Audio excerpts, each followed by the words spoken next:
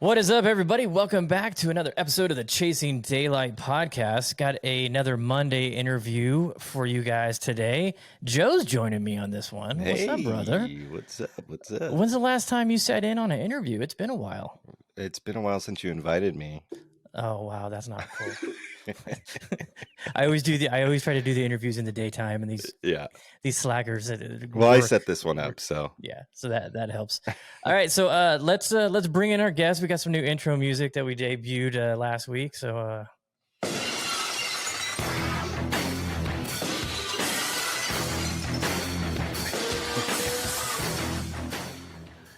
Joe, why don't you give the intro since you set this one up? So yeah, I just came back from a golf trip with Dan, Trey, and Julian. Number one place I've always wanted to visit on a golf trip. Love this dude's photography. This is Billy from Carolina Pines Golf. What's up, guys? What's up, man?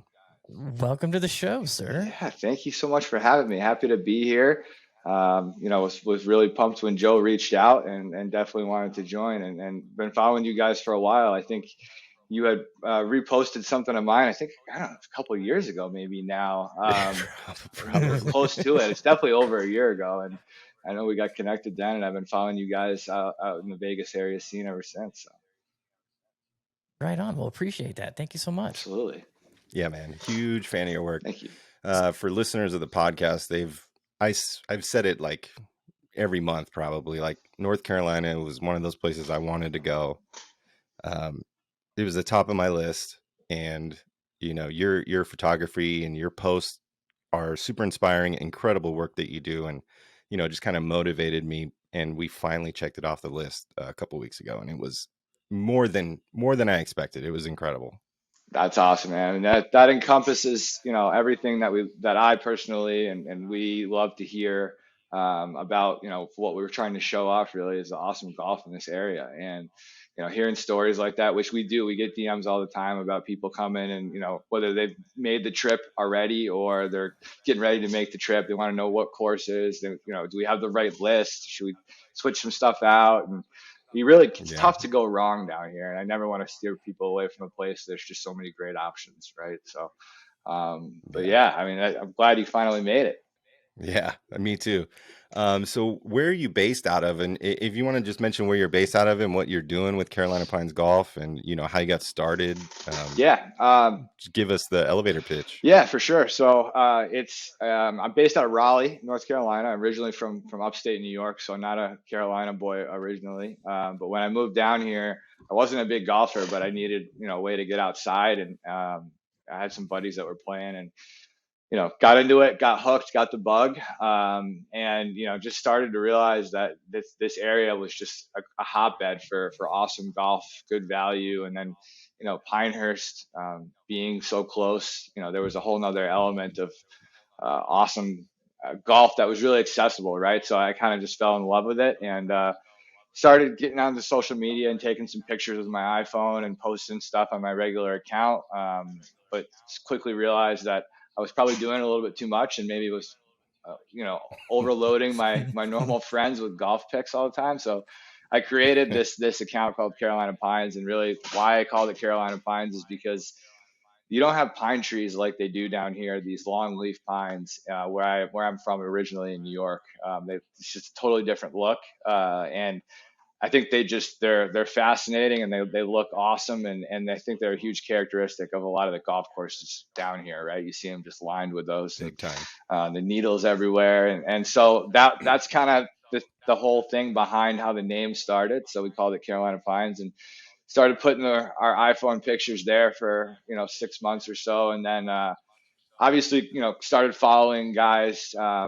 And other accounts like the Fried Egg, No Laying Up, and seeing what they were doing, and Jeff Marsh was another guy, and just really awesome stuff that they were putting together. The videos and really the drone stuff was like this. It looks so cool from the sky. Like golf courses look amazing, and I'm like, man, I'd love to get one of those someday.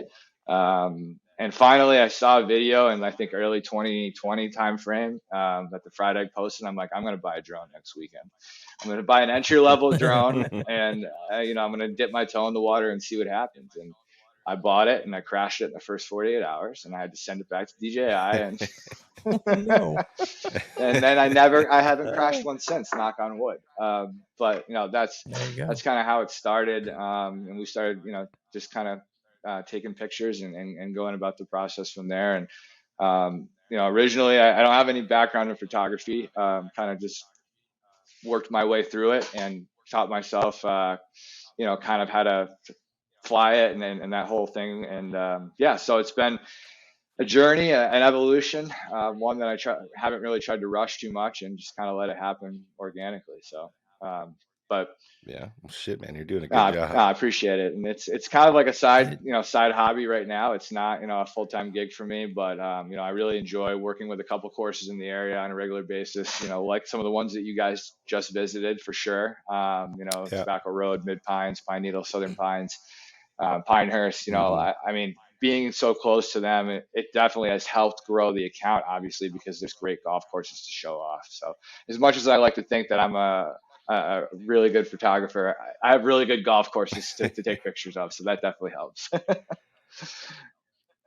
Yeah, Yeah, it I does. mean, I would argue that those courses out there really fit like for drone pictures, like the natural landscapes and then the shadows that the Yeah. pines create. Like the pictures that those courses you're able to get out there, it's just insane. Yeah, Like, it's they're unique, incredible. and there's some variety. I mean, as far as so I'm sure we'll get into talking about your trip and the courses that you played, but you've got your traditional Sandhill style, Pinehursty type courses like that you would find at the resort or at Mid Pines and Pine Needles, that Donald Ross Mhm. style, and then you've got other courses like Tobacco Road that look nothing like what you see at Pinehurst, yet it's so close to there, and a place like that where it's less corridory, it's a little bit more opened up, really shoots well because you can see all the different holes and the movement of the land, and it's awesome. So it's Yeah, been fun. 100%. So this is, I think, year 3 of the account, and we've got some fun stuff planned. Hopefully more travel and more courses, and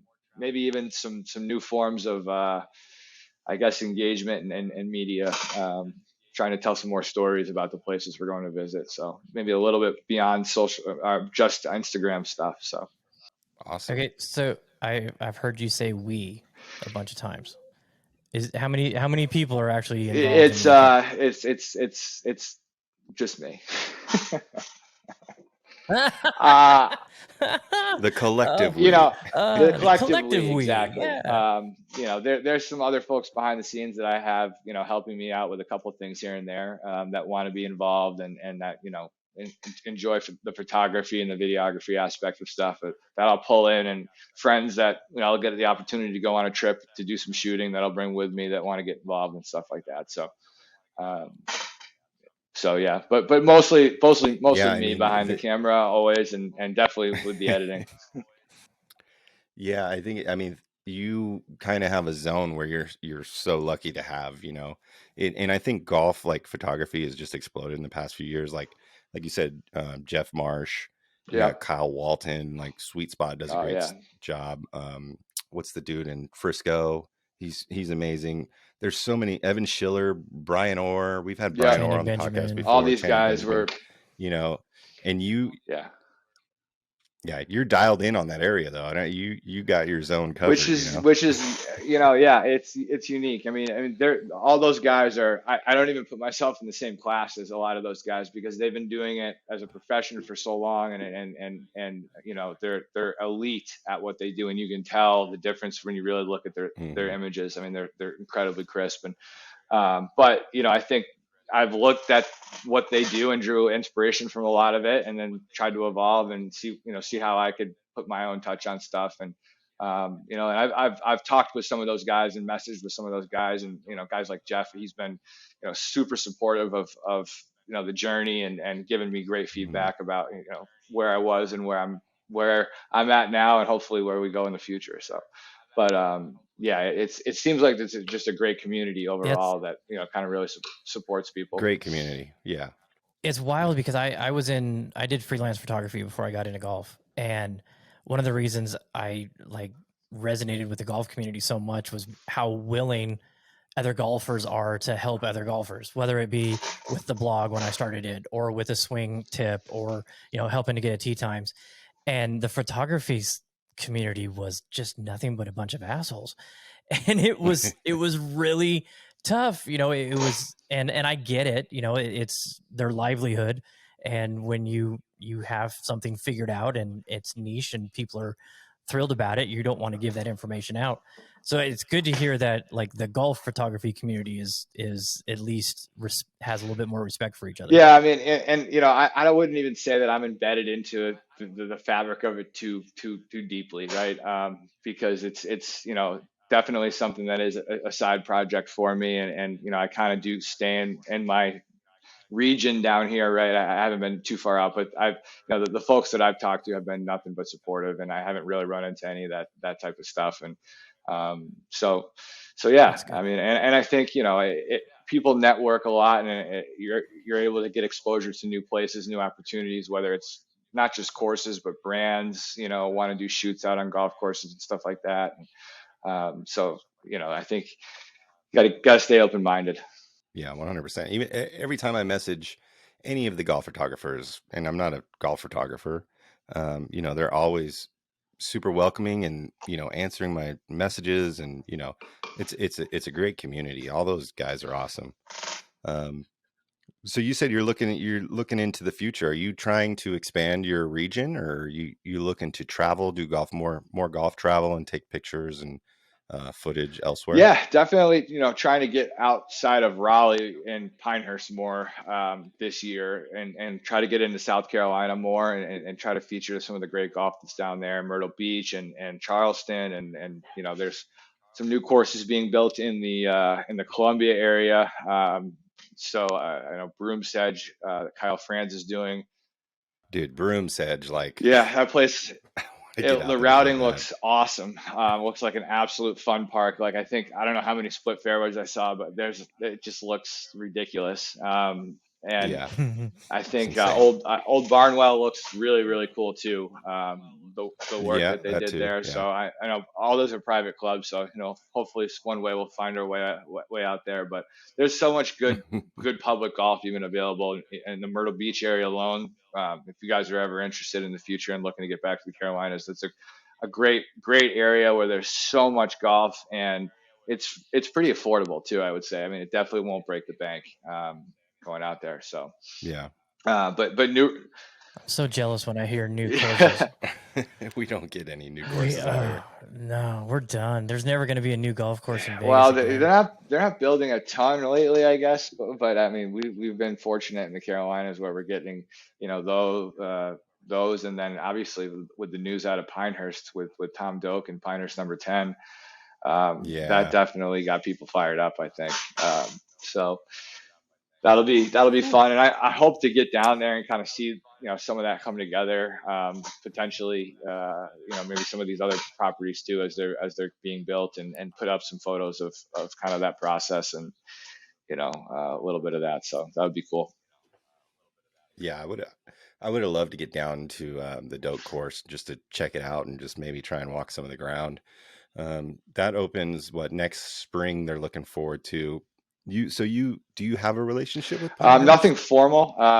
We've definitely done some shared posts and things like that in the past, and I've shared content with them that I've taken on their property, and they're super supportive.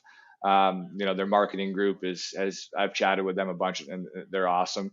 But nothing, formal yet. And a lot of it is because I'm a one-man band and I haven't pushed a ton of stuff yet, but I'm trying to get a little bit more organized with that this year, and kind of put a media kit together, and kind of reaching out to a couple places where I know I have the time to do it. I don't want it to become a full-time job when I already have a full-time job, but and take away the fun, because you still have to get home and edit the content and get it out there,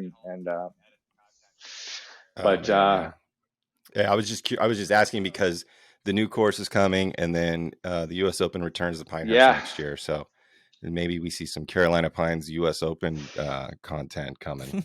That would be awesome, so like I said, I try to keep developing what we're building here and keep growing it organically, keep it, of the ethos of that you guys have seen, and hopefully for why you liked it initially. And, try to partner with brands like that I think people resonate with, and that would be awesome to do some more stuff with those guys. So hopefully, I can assure you that there will be U.S. Open content, regardless of whether it's Yeah. with Pinehurst officially or not. We've got plenty of content on Pinehurst #2 that we'll be ramping up on Awesome. ahead of 2024 for sure. So Sweet. do you get more pumped about playing a course out there or doing the aerial and the photography? That's a great question. I would say it's damn close. I love playing golf, but I also love being in a nice afternoon when I know you're going to have great light and a nice course, and I've got the drone all charged up and we're ready to go. And so I really like both. I don't shoot and play at the same time because I'm not a great golfer to begin with, and I need all the focus I can get. And I also don't want my drone to end up in a tree again. So I usually shoot before or after the round, or some days I just won't shoot at all. And if I go to places like say Tobacco Road, or a place that I know I have a hard drive full of footage of, I could probably afford to leave the camera home some days. But so it depends. But yeah. So being in Raleigh, you're what, like an hour and 15 minutes away, right? How often are you getting down to that area? Do you go weekly or? Yeah, so it really depends on the time of the year. I mean, this time of year, it's probably twice a month, just because of it's cold, and there's not a whole lot going on. I'm working a lot Yeah. during the week, but I'd say I'd say a couple times a month for sure. Once it gets nicer out. I mean, and Tobacco Road's only 45 minutes, so that's easy to shoot down to. Ooh, nice. I've gone down there plenty just to shoot photography and not even play in the late afternoon, early evening hours. So Yeah, I it's mean, I'd be down there every week. yeah, and they're again, their marketing group and their ownership team has been super supportive of the work that I've done. I think obviously it helps them, market the golf course, and I think it also helps me grow the account because of people love the course, love to see the photos and the videos of it. So I think it's a win-win in that regard. But they allow me to get out there and go, and later in the afternoon, usually, especially like you get nobody on the front nine at that point, you can kind of really get out there and do some fun stuff. So Yeah, Tobacco Road was awesome. I mean, I don't think I've ever played a course like that, like just super like mad professor. The routing was kind of funky. You're like, where do I go next at points? But man, what Strantz did on that piece of land, and the holes he created, and it's a blast, man. That place was so much fun. It's like a painting at points when you're looking at it. You're like, man, like you can see totally how he did it. It's incredible. I mean, Ross, like you said, I think we were talking through text message. The routings that he put together were pretty incredible. But the way that Strantz, lined he's an artist. It was incredible what he did there. Totally. Just totally created something that's just magic. It's so good. Got to get back there. I mean, the whole day when we were playing, we were just like, this is amazing. This is so much fun. We like on hole 3, we're like, we have to come back. Before we even finish the front 9, we're like, we got to come back. It is and Tobacco Road was like super hyped up for me. I've been wanting to play there for years, and it was so hyped, and it exceeded all of my expectations. Really good. That's good to hear. Yeah, I mean, it definitely is very hyped for everybody now. I mean, the secret's far out on that course. It's people like me that's part of the problem, because we're putting it all over social media, right? But the secret's out, and but it's good when you have a place like that and it still lives up to what it's supposed to be, and it should. I mean, it's I've probably played it 50 times at least, and it's still, I'll by the third tee, I'll be like, man, this place is just ridiculous. Can't believe, that it's just so creative, man.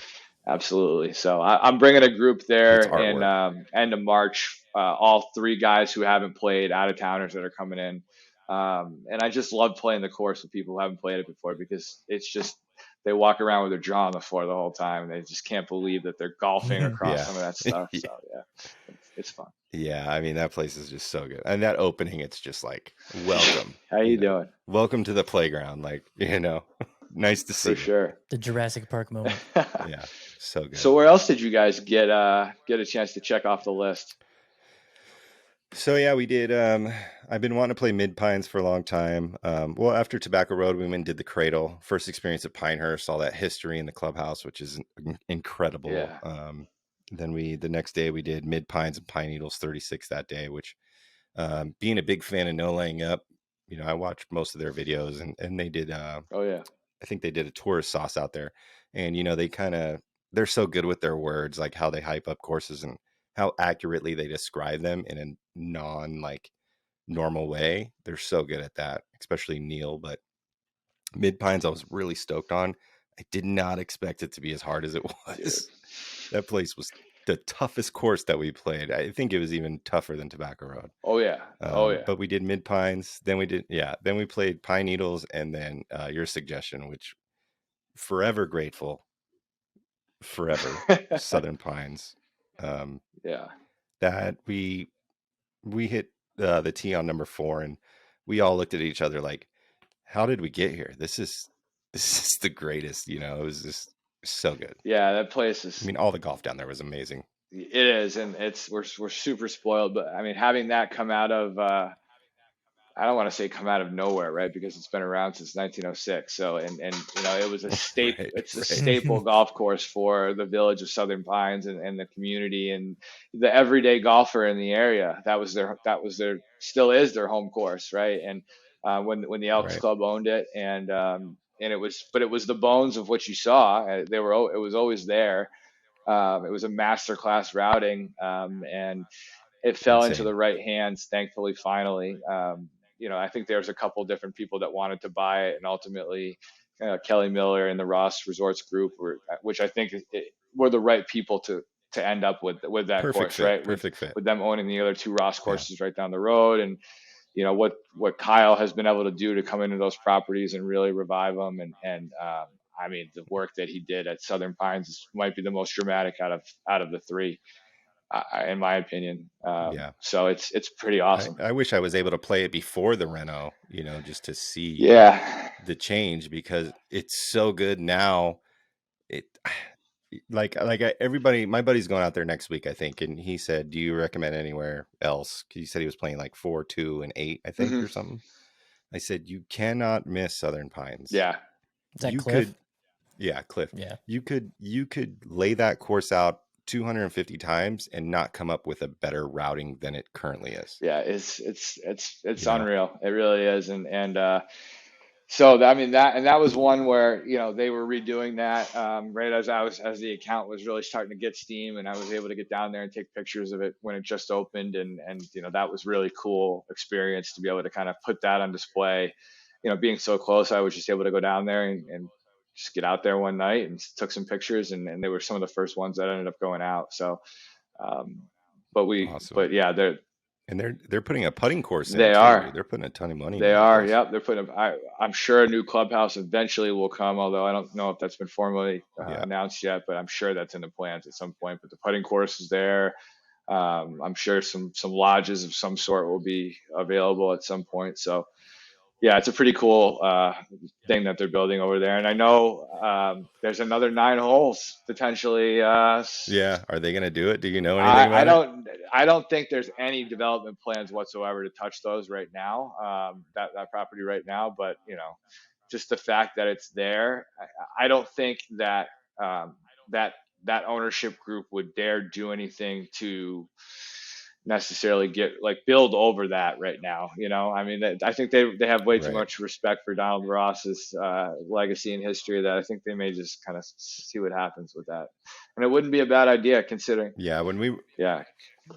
Totally not. No, it'd be a great idea. It's already there. It's already cleared for the most part. Exactly. So when we were in the clubhouse, I was like, because they're clearing all those trees in the big little lake there, and I talked to the guy at the desk, and I was like, what are you guys doing down there? That looks like a really good spot for like a little short course or something like that. And he started laughing and he's like, I can't disclose everything to you. So they're definitely putting a lot of stuff into that place. And that's an everydayer for me. I could play that place every day. I think it's a balance between the difficulty level of mid pines and pine needles, but it's you can get after it. I think a little bit easier than you can mid pines, but some of the greens out there are just wild. I mean the slopes and from when I heard Kyle talking, Kyle France talking a little bit with Andy Johnson from the Fried Egg on one of the podcasts that they did together recently.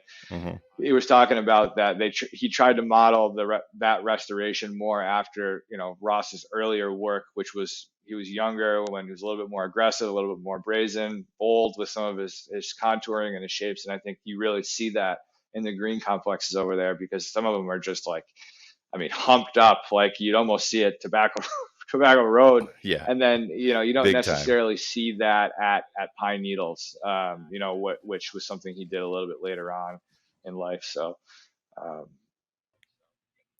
yeah, that was my first time playing any Donald Ross out there. I mean, being on the West Coast, we don't have Donald Ross out here. Yeah. It's just something that's not abundant like it is he didn't out make there. it out. But, I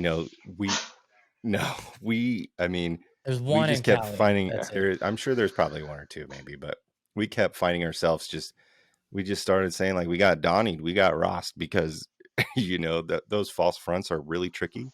And they're on most of those greens out there. And the turtlebacks, it's like Pine Needles. Those greens out there at Pine Needles, the turtleback crazy. Like my first shot into the green, I thought it was good and it just hit the corner and it just bounced right and I was in the bunker. Yeah, I mean that's to a T. I was just down there this past weekend and we played Pine Needles again, and I've decided I think Pine Needles is my favorite course to play as far as like of the three to not visually like with blinders on, just to play the golf.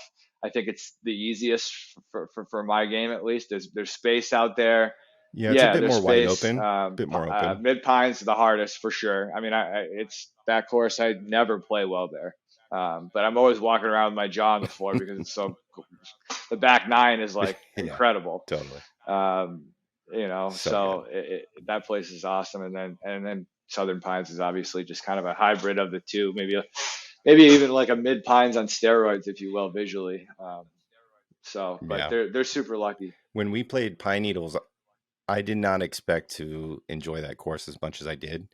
It gave me some like Tom Fazio vibes. It gave me some like Pine Valley vibes, even though I've never played Pine Valley and I probably never will, but it gave me some vibes out there. Yeah. I mean, if anybody's got a hookup, let me know. But yeah, it was our second round of the day.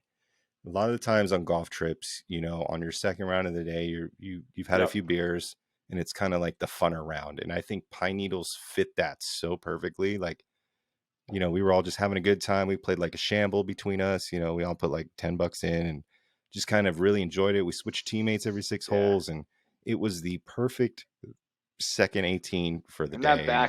It was a blast. Once you get back into AF 10, 10's phenomenal as you go around the par 5, and then you get back into that pocket, that back corner of the golf course, and it's just there's no houses really between like 11 and 15, and it's awesome back there. I think it's one of the best parts of any of the 3 properties that they have, for sure. Yeah, it's great. I love that place, and I didn't expect to, which was even better. Yeah, So have you played? Okay. No. Okay. Have you played all the courses at the Pinehurst Resort? At the resort itself, no. Nope. I've played, let's see, 2, 3, 4, 8, and 9 in the Cradle. So missing a couple in there, but so we're making our way down the list. But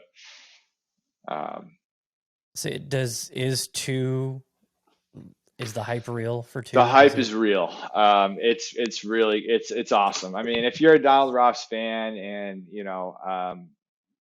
you're into the Pinehurst thing, I mean, we did it as a package. I did it this past Labor Day with some friends, and this no free ads. I mean, we paid full freight. I didn't do anything like that. So we paid 2, 4, and 8, and then did the Cradle, and I would say, like, if I was to go pay $500 to play Pinehurst number two in and of itself for a 1 day experience, would it be worth it? Maybe. But when you connect it with the whole weekend, staying there at the resort, getting a chance to do the cradle before and after one of the rounds, doing the thistle do, having the dinners at the brewery down there, and just getting to play all those golf courses and that whole Yeah. experience, it's absolutely worth it. And that Ross package. I mean, it's literally like you're walking back in Yeah. history. Like, it is the cradle of American golf. It's like everything started there. Exactly. For the most And you part, talked about no laying up and like the tourist sauce season. I mean, I followed exactly what they did. We did 3, then 2, then 4, and then we closed with 8 the last day, which had just reopened from the renovation they did, like literally that same week, which was really cool. So, but it's worth it. I mean, 2 is hard as hell, man, and especially if you're, I mean, I'm a mid handicapper. I mean, I sit, anywhere between a 10 and a 14, depending on the time of the year, right? And it's, I struggled to break 100 on that golf course. I'm not gonna lie, and it was very difficult. I played the Ocean course recently, and I thought that was definitely more manageable for my game than it was Pinehurst number 2, because off the tee, it's wow. You don't have to hit the fairway. You can be into those sandy areas, and you can still, but it's that second shot, man. And it gets harder as you get closer to the greens. And that is a bad thing. Whereas, some other golf courses, if you get to the green, you might feel a little safer. No, that's not the case there. I mean, you can hit a lot of greens, but like you say, your balls just don't necessarily stay on them. And I think having played, some of the other Ross championship course in the area, and Pine Needles, and even Mid Pines being a tough players course, the greens at number 2 are just on a different level than what you see at those places. For sure. Some of them are just like, these are crazy. Did you get a chance to play it before number the 2 renovation? No. I moved down here in 2015, and I think they did that in 2010, so I never got a chance to do it. Okay.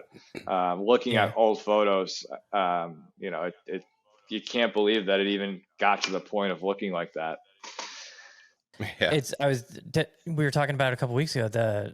I was watching one of the Shell Wonderful World of Golf, and they had it there, and it's so weird seeing that way, wall to wall grass, right? Pop bunkers, it was really strange. Yeah, I definitely got to get back out there and do 2 and 4. Yeah, for sure. it's 4 was, I mean, you'll shoot 10. I think I shot 10 shots better on 4 than I did on 2 the next day, and it's just a more. Wow. I mean, you don't have to have your guard, up at all times. I mean, every shot, leaving over the ball on 2, I was like stressed out. It was not like that on 4. It was a little bit more manageable. The greens don't just completely throw balls off them as soon as you hit them, and they kind of funnel things on a little bit more. So, but it's just overall they treat you so well over there. I mean, it's just a great experience. So I recommend definitely people going doing that trip, and just don't look at the bill at the end. Just know that you had a good time. Yeah, shout out our buddies, Birdies and Bourbon. They just had the GM from number 8 on to their podcast. I think it dropped today, which was a great listen. Number 8's doing great things over there. Original Tom Fazio, the Centennial course, built it after 100 years of Pinehurst, and that podcast really had me wanting to go play 8, because it sounds like the way he portrayed it is it's like a funner Pinehurst experience. Like, it's like the one you can go out, hang with your buddies, and just like enjoy, like Pine Needles, like how we had that experience at Pine Needles, and that's it's how definitely it sounds. So I want to go back, do 4, it's definitely 2, a private course for the day feel, right? Because you're off campus. There's nothing else over there. There's no houses. It's got a little water on it. It's got a little bit of a different feel than some of the other Pinehurst courses. And the renovation they just did, I mean, they didn't change any routing wise, or I don't think they even expanded any greens or anything like that, but they just really crisped up the bunkers. I think they did change the grass on the greens. Went to Yeah, I think Yeah, I they think did you do did mention that. that. I Yeah. know they were notoriously like ridiculously fast before this, and now they were still very Hmm. fast, but I think they were something changed there. But the bunkers that they redid I mean, the place looked like Augusta when it opened. It was like the perfectly crisp. There wasn't a piece of sand out of place. I mean, it was really nice. Nice Mm. Fazio design for sure. Yeah, he mentioned that it's kind of like the perfect blend of like Ross and Fazio and everybody that's put their touches on Pinehurst. And it's just like a perfect blend. So that really got me excited to get out there, and definitely got to go back and Yeah, play that. no, I recommend people go to 8 for sure. 2, 4, and 8 if you're gonna do it. We stayed on Pinehurst number 6. I think our cabin or whatever was on hole 13, and we we were wasted by this time. But after we played one day, we went out and played number 13 and just chunking it all over the place. That was fun. But I do want to play 6 too. Like there's so much golf out Yeah, there. It's insane, and man. It's Talamore and like Mid too South much. are also great properties. Great, other Yeah. resorts that are right there. I mean, Mid South is like a low key one of my favorite courses down there. I mean, it's different than a lot of the other courses. It's got a lot more water. It's an Arnold Palmer design, a lot of mounding, and got some double green situation going on. It's a lot of fun, that course. It's definitely different than a lot of the other Pinehurst courses. Talamore's great. So there's so much good offerings down there. Yeah, and they just put that Foresight range in at Yeah, Talamore. That we were gonna go play Talamore, but then you threw out Sopines, and thankfully listened to your advice. yeah. And again, I mean, go back and play Talamore next time you go, because that's a Yeah. great course, and they're doing so much over there too. Like, shout out to those guys, because with the Top Tracer range, like you mentioned, they put in, and they also put in a putting course. And so Oh, I really? think what's obviously with what Pinehurst has been able to build over there has been uh, noticeable for the other courses in the area, saying like people are playing golf here and then they're Yeah. going to the resort after to do the cradle, to do the thistle, to drink, to hang out. How do we keep people on property, after they're done playing 18, and not going Right. over to basically us siphoning money right into the resort? And Yeah. and I get that. And it's creating a loyal customer base, because you most likely don't have enough time to check everything off the list. So you're coming back and you're going to enjoy it again, and then you got to come back. Exactly. It's just Exactly. evolving.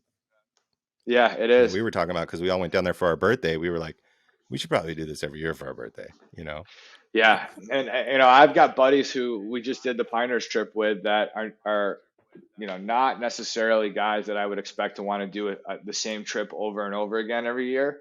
And they're all like, we got to do Pinehurst again next year. And we live in Raleigh, so it's not like we're even going like, I mean, it's not like we Right. can go there anytime. So it's like, and you already want to do that. So I mean, that just shows Yeah. how, and these two of them were guys that were like skeptical about doing it in the first place. So it was, yeah, it's definitely worth Yeah. it. And I recommend people doing it Great and experience. splitting it all up and going, don't just stay at the resort, or don't just do mid pines, or go check stuff out and spread yourself Yeah, around. So totally. And eat breakfast at the Pinehurst Track Restaurant. that place is so good. It, Cheapest, best breakfast ever in my it life. reminds me of home, because it's a New York guy who owns it, and the cooking's phenomenal there. You can't go wrong. Yeah, that place is awesome. I mean, there's no. Okay, so let's go with your favorite course to play in the area and your favorite course to shoot. Okay, so this changes, I will say, depending on the time of the year, how I'm feeling and my mood. So, shout out to not the people I'm going to mention right now, because it may change in 2 months. But I'd say my favorite course to play right now would be. All right, let's start to shoot. My favorite course to shoot consistently is Tobacco Road. Yeah, it's just there's always some crazy shots to be had You there. can just be super creative. Yeah, and like there's also, I love shooting it because it's been shot so many times by myself and other people that the same picture's been taken a lot, and I like trying to find ones that Mhm. haven't been taken, new angles and stuff Right. that people are like, people will message me and be like, I just stared at that photo for 60 seconds trying to figure out what hole that was. And I played the course 10 times. And I'm like, yeah, I did that today. I'm like, what hole was that? And I was like, oh shit, that's like par and I two, love number that because 3 or it's like, whatever it it makes was. people think. And so yeah, tobacco is probably my favorite to shoot. And to play, I'm going to go ahead and just give a shout out to my home course, my local Lonnie Pool, which is NC State University's course. I love that place. It's right here in Raleigh. I call it the People's Muni. I guess it's not a Muni. It's not a Muni, but it's a public course that's a really, really nice public course. We're so grateful to have it right downtown Raleigh. Really close to everything, accessible, and if you don't want to pay $750 plus for a country club membership, like most of them are here a month, that's a phenomenal option. So I love playing that course. I never get sick of it. And, I'll have to shout it out as my current favorite, but any of the ones that we've talked about today, could easily jump into that spot at any given time. So I had quite a good time at Pine Needles this weekend. So that could be up there too. Do you have a place that it's on your bucket list to shoot that you haven't yet? In North Carolina, maybe, or maybe. Yeah, we can keep it in your region, and then if you want to do North out Carolina, one that and then your number one spot you want to go to after, like, travel. Yeah, I'd say North Carolina. I mean, some of the, most of the public courses I've been fortunate enough to shoot and kind of make my way into, just because whether I really have talked to them or I've just shown up and started taking pictures. But there's some private courses that I'd love to get, access to either playing or shooting at some point. And, one of those would be, I think, Old Town Club out in Greensboro area, Winston-Salem, sorry. It was a Perry Maxwell course that Corin Crenshaw redid a couple of years ago, and it's supposed to be phenomenal spot.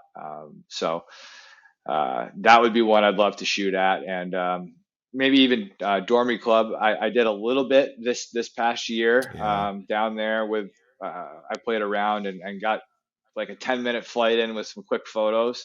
No video, but I'd love to get into that course with the drone in a couple hours with free reign and try to do some stuff, because I think that's a gorgeous course. So for sure. So, and then outside of North Carolina, I would say, I mean, I really want to get to Bandon. I mean, that's obviously on the list of like everybody. I was hoping that's what you're going to say. But that's not going to happen this year, I don't think. Some of the stuff that we've got set up this year, we're going to Rams Hill in a couple of months, or in March. Hopefully hitting a couple other courses in Southern California there. I'm going to be there for work, and I'm going to try to do some stuff in the Newport Beach area and see what we can do. So Wisconsin's on the list though as well, and what they're doing down in Michigan. Yeah, Michigan. Nebraska. Exactly. I mean, gosh, there's so many places. Shout out to Cabot too, and what they're doing down in Florida. My God, if they've got, Franz is doing some down there too. He is. He's and Mike Nizzo, and they're doing some pretty crazy stuff. Those renderings that they've been putting out are just insane. I mean, amazing. I shudder to think about the maintenance to keep those bunkers up after a rainstorm. But it looks wild. And I actually went down to Worldwoods like a couple months before it closed, because I heard such. I wish I would have made it. I heard such great things about the place, and I like Tom Fazio's designs a lot. He takes a lot of flack from a lot of people, but I personally like a lot of his courses, and so I wanted to go check those out. I love Tom Fazio. So do I. So but I wanted to check those out. I heard a lot of things about Pine Barrens and knowing Tobacco Road. I saw pictures. I was like, I got to go check this place out, and it was awesome. And I was kind of bummed out that they were going to rip it up and start over, but then I kind of found out Kyle was going to be involved, and knowing him and the work that he's done regionally here, I was like, man, that's going to be a really good fit. So I'm sure what they're gonna come out with is going to be pretty awesome. It's not going to be $65, $70 again though to go out and do a loop there. So it's going to be Bandon prices or something like that, Are you surprised getting into aerial photography of golf courses, how much of a architect nerd you become? Yes, I've become such an architect nerd, and I hope I never become a architect snob because, but but no, it's definitely something that I don't know if they go hand in hand or what, but I've definitely taken a huge attraction to understanding the background of different architects and their styles. And I think resources that are out there like the fried egg and that really lean into some of that information and make it available only help Fried eggs are foster best, that man. addiction and They're that so good. curiosity. I mean, Andy, I feel like is he's like the sicko that's in all of us with some of this stuff Yeah. sometimes, and you can 100%. totally resonate with it. So I laugh watching his stuff sometimes just because I'm like, man, you and I think very similar. But yeah, I've definitely become a Well, huge nerd. I'm thinking all your editing, because you're doing a lot of editing of courses from the air, and so I'm sure you get a much different perspective than, I mean, everybody watches YouTube videos and watches Instagram and sees them, but I mean, you're like, that's your job with this, is you're editing those aerial footages. So you probably notice things and see things that other people don't just casually watching a video. Yeah, definitely. I mean, I noticed things about the courses that sometimes you don't necessarily see on the first pass and things like Hmm. that. And but it has caused me to take a more interest in architecture itself and understanding, guys like Seth Rayner and CB McDonald and Perry Maxwell and going beyond the Donald Ross tree. Because around here, I mean, everything's Ross, but going digging deep. I mean, what Pete Dye's done, even some of the later guys like obviously Mike Strantz. There's just been such a different style to a lot of all, and each one is unique, and you can kind of pick out and totally see how everything's different. Hmm. So it's fascinating. And I'd say the one architect that I haven't gotten a chance to play any of his courses yet that I want to the most would be Rayner for sure. His Yeah. designs, there's something about the symmetry, that the way he sets up his courses and his bunkering and the square greens and the shapes and everything, it Hmm. looks incredible. And it's a shame that most of his properties are super super high end private, but maybe someday. Well, luckily we're getting a restore of Lookout Mountain. I mean, that's private, but I feel like it's attainable at some point, you know? Yeah, Like yeah, you're right. that's gonna be sick. Yeah, that's gonna be really cool. There's a public rainer up in New Jersey called Rock Spring, that's available that you can go play. So Okay. that's one of the ones that's there. And then there's country, I just not country club, I Charles. just I reshared a picture of what Gil Hans did at Sleepy Hollow. It just unbelievable, what these guys are doing nowadays. So it's the redesigns have like taken a whole new life. Yeah, it's become it's Yeah. become most of what they're doing in terms of work, whether it's a restoration or a renovation or restoration or whatever they want to call it, these hybrid stuff. But yeah, there's plenty of work right now in the business, it seems, and it's really cool. It seems like there's a lot of collaboration too between a lot of designers. I mean, Kyle France seems to be working with a bunch of different guys on a lot of different projects. They've got guys coming in who are really good at routings, but they got other guys who know how to shape incredibly well, or know how to do bunkers really Hmm. well, or really good with green shaping, and you'll see guys kind of jumping and working for other guys and moving around. So it seems like it's a really collaborative industry. Super cool. So Yeah, I mean those shapers jump around, you know, like they're looking for work. And I mean the stuff King Collins is doing oh too yeah, with like he's Landman. I another want to one. get to Landman. I mean, Yeah, Red Feather. What's they're doing another one. They just announced it the other day, I in think, Nashville, in your area. yeah, outside of Yeah, Nashville, in the property Nashville. looks incredible, but that landman looks just insane. He did a It looks course massive. back where I grew up in upstate New York. He did a course that I played this summer called Innis. It's supposed to be the sister course to Sweetens Cove. It's a nine Oh, hole, okay. Oh yeah, I've heard of yeah, it. Yeah. and it was like, I mean, it was one of the most fun days I've ever had on a golf course. We played 45 holes. I think there were 18 people on site the whole day. It Oh was wow, like, I've never that's been to awesome. Ireland, but it was what I imagined Fast and Firm to be like. Like it was rock hard.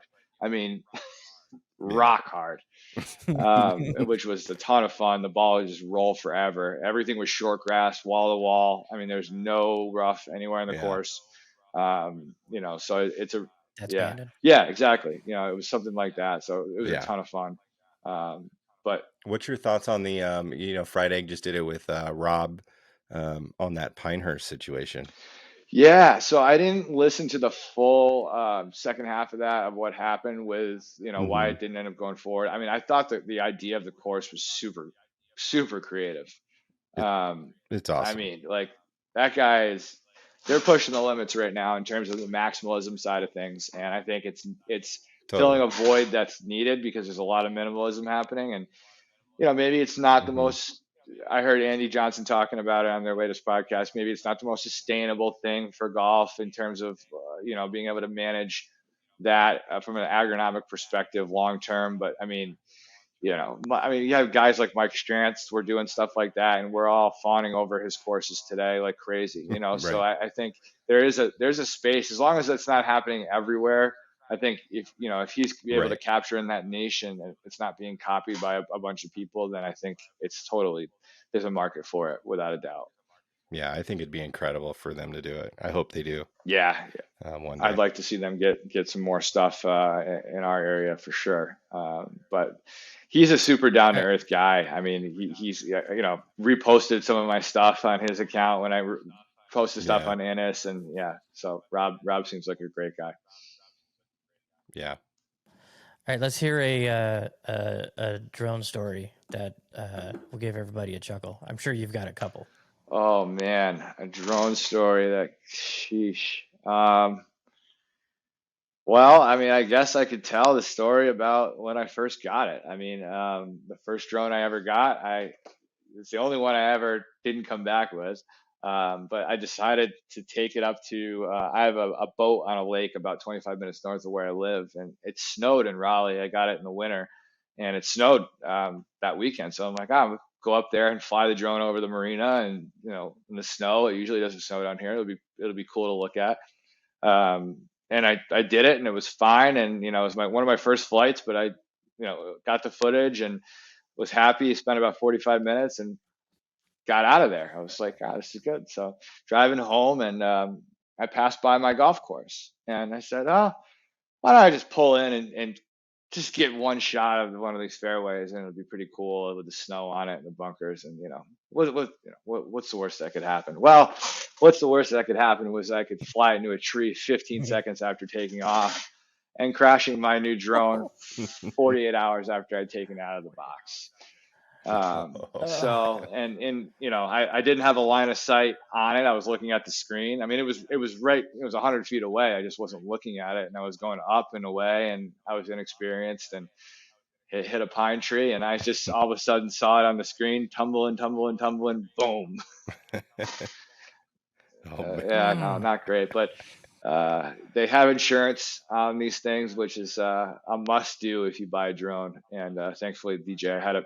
Ah, Yeah, there they we had go. it back to me within like 2 weeks, and it's like a $50 fee for them to replace it. So it's if you have insurance. Well, not Yeah. bad. So fortunately, that's like the So, most intense like drone story I have. I try to stay pretty low key when I'm flying those things. So So you learned from that experience. oh That's good. yeah, oh yeah, definitely. And we've upgraded the equipment now to have a little bit more obstacle avoidance technology to help me out in those situations as well. But yeah, autopilot. actually, the new drone I have does have autopilot. It's a new feature which is super Wow. helpful when you're in trying to film like a certain move going around a green or something, and you just early morning got the shakes on the sticks, and now you can just throw on the autopilot in whatever move you're doing, and it will hold that pattern, which is pretty cool. So I'm nerding out on photographer drone language Yeah. right now, but Oh no. Technology, man. It's crazy. Wait. So if somebody wanted to get into it, and they're not, I'm one of those guys that I like with the podcast. We started off with just a little handheld recorder, and then oh, we need better sound. Oh, we need better microphones. We need better processors. Everything. So it just it snowballs. for sure. Hmm. So for somebody starting out with drones, where would you suggest that they start out to where they're going to get the quality that they're looking for, but they're not going to bankrupt themselves? Yeah, no, definitely. So DJI is the leader. They're the Apple, I'd say, of the drone world. I mean, they're the standard. I've only used their drones. I'm on my third one now from them. They make a product called the Mini, the DJI Mini. I think they're on the Mini 3. I started with the Mini 2. They're under 250 grams, so you don't need a commercial license to operate it if you're going to do it recreationally. So it's a great starter drone.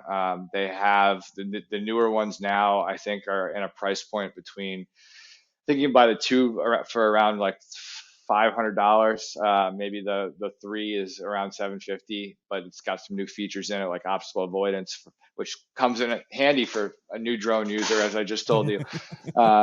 So things like that. But those are great entry level drones, and they take incredible footage. They may be entry level in terms of what they offer in their lineup, but they are not entry level in terms of what they can do. In terms of the quality of stuff that they can produce and whatnot. So, yeah. Do you buy them directly from their site, or do you go through a vendor? Yeah, I typically go through Best Buy just because I have one right down the road from my house, and it's a dangerous thing.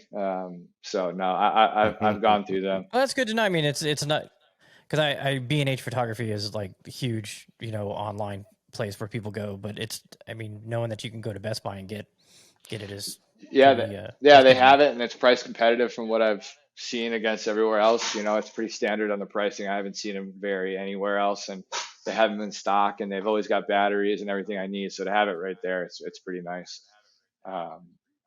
Yeah, I want to get one, but I'm afraid that if I'm going to get one and then 6 months from now, I'm going to have a full helicopter pad on my roof. It is addicting, man.